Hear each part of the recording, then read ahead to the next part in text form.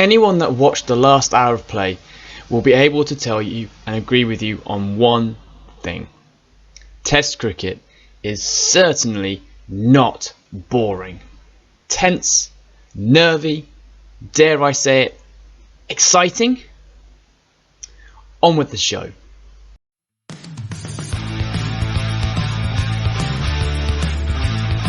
Hello, it's me, Peter, and today I'm talking to you about cricket. Specifically, I'm talking to you about the recently concluded 4th Ashes Test between Australia and England that has finished in Sydney. After 5 days, we finally made it to the full number of overs. The two sides have played out a thrilling draw. And there aren't many sports where draws can be considered thrilling, are there? The whitewash is now off the cards, thank goodness, and this mammoth tour is now coming to its final conclusions. Let's review this match, starting with teams and the toss. With weather around and a touch of grass on the pitch, there was talk about the possibility of bowling first. In the end, Cummins won the toss and chose to bat, and was backed up with this opinion when Captain Root also suggested he would have done the same. To be honest, I was just glad I wasn't staying up to watch another English batting collapse. England went with the mostly unchanged team, Ollie Robinson being swapped out for Stuart Broad. In terms of batting, England didn't really have much choice but to keep the same lineup. No one on the bench is really going to be dramatically improving this team by this stage of the series. Stuart Broad, meanwhile, had been on record about his disappointment not to be a major part of the team in the first 3 tests. Rightly, he felt that he hadn't been given the chance to impact the series before it had been lost. He was a caged tiger, or a tiger uncaged. He was fired up, basically. Australia also went unchanged, Usman Khawaja coming in for the COVID positive Travis Head. Cameron Green was the only batsman yet to pass the 50 mark at the start of the test. Australia had been bowled out only twice before Sydney. Essentially, they've batted well. Scott Boland kept his place. After all, he is the best bowler in the world and managed figures of 6 for 7 on debut. Of course, he kept his place. There was talk of Swepson coming into the side, however the extra amount of grass on the pitch and the forecast kept the spinner on the sidelines.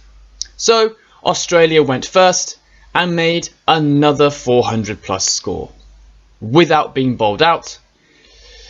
It's becoming a little bit of a theme in this series. Australia make big runs in their first innings, usually past 400, and then they declare. Although funnily enough, it does appear that England have found a way past the danger 3 of Warner, Smith and Labuschagne. Smith, albeit did manage a half century in this first innings, but Wood, Broad and Anderson took a wicket each to leave Australia at 117 for 3. Not too bad for England, eh? Enter Usman Khawaja. For some, it was a surprise to see him out of the team in that first test for Travis Head. Head has obviously taken his chance, averaging 62 in the series, but man of the match Khawaja slotted into the batting order like he'd never been away. His first innings 100 was pure class. The second innings 100 was aggression. The first was precision. He drove through the covers well, picked singles accurately and held the innings together.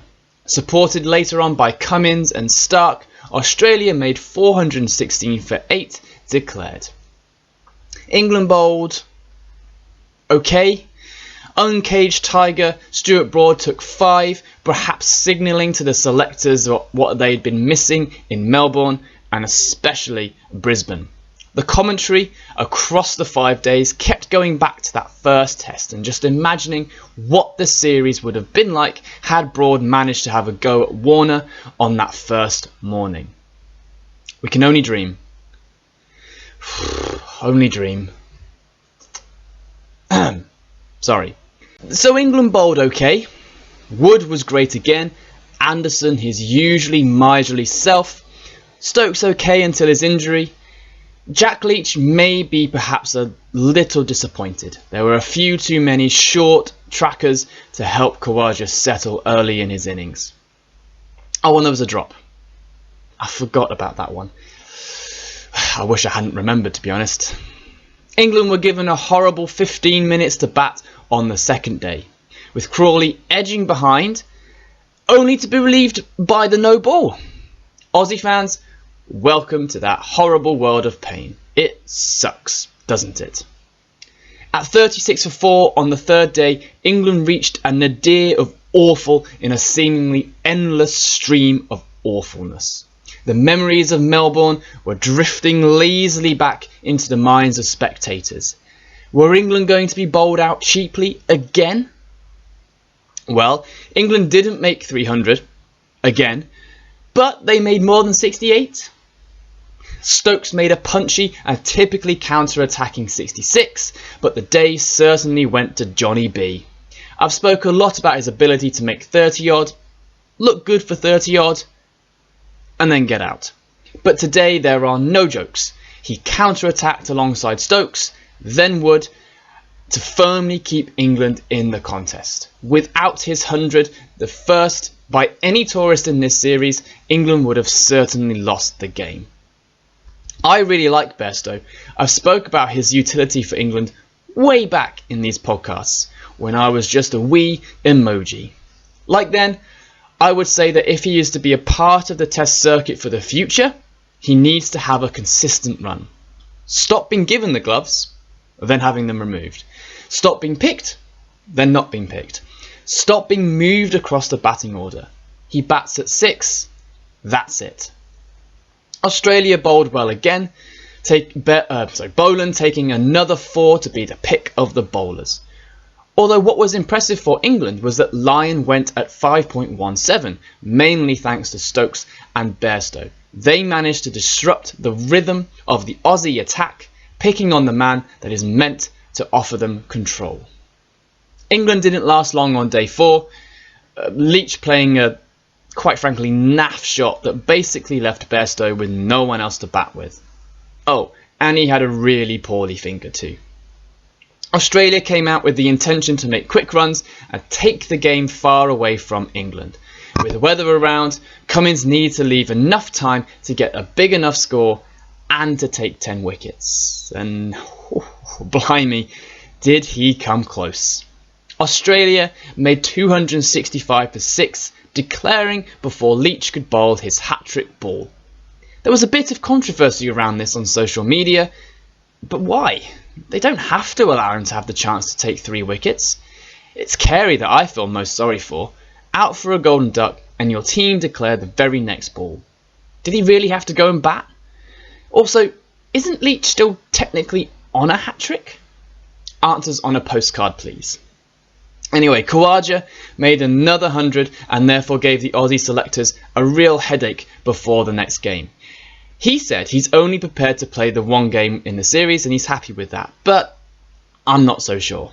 Also well played Cameron Green, who made sure that all the Aussie batsmen have passed 50 this winter. England rode out the final few minutes of day 4, should I say, and in the meantime collected England's highest opening partnership this series. This partnership didn't last long though on day 5, as Hamid was caught behind for just 9. I'm not sure what England will do going into Hobart. My instinct is to say that Hamid will stay and the opening partnership problem will be addressed in the Caribbean. It would not be fair to Burns to bring him back for just one final game in this series. Crawley meanwhile played some excellent shots during his 77 and he has built some credit in the bank for future tests. Milan will be disappointed with his 4 and that early momentum that he had in Brisbane and Adelaide looks like it's gone out the window. Root just looks tired. He held out for a while, but perhaps you can forgive him for only making 24. Next came England's walking wounded in Stokes, Bairstow and Butler. Stokes once again fought hard despite the side strain. I would put him on that plane with Butler, who is going home with a broken finger. There is no point risking a further injury that keeps him out of the Windies tour as well, or restricts him in the Windies tour at least. Bairstow hung around to keep the draw on the cards, and Leach showed some excellent resilience too. With England though, nothing is easy. Both fell late in the day and left Anderson and Broad to bat out 2 last terrifying overs. Stokes couldn't watch, and quite frankly, I couldn't watch. I'm sure lots of you couldn't watch either. Eventually though, Anderson defended the last ball, and with just 1 wicket left, England survived the day. Just. Australia played the better cricket overall, but England had held out. In the end, a good result for Root and co after 3 matches of complete misery. I feel happy as an England fan today. We fought, at least, for a result of some kind. Next time I'm speaking to you, we will be previewing the final test of this series, the day-nighter at Hobart. For now though, that's going to be all from me, apart from a quick plug before I go.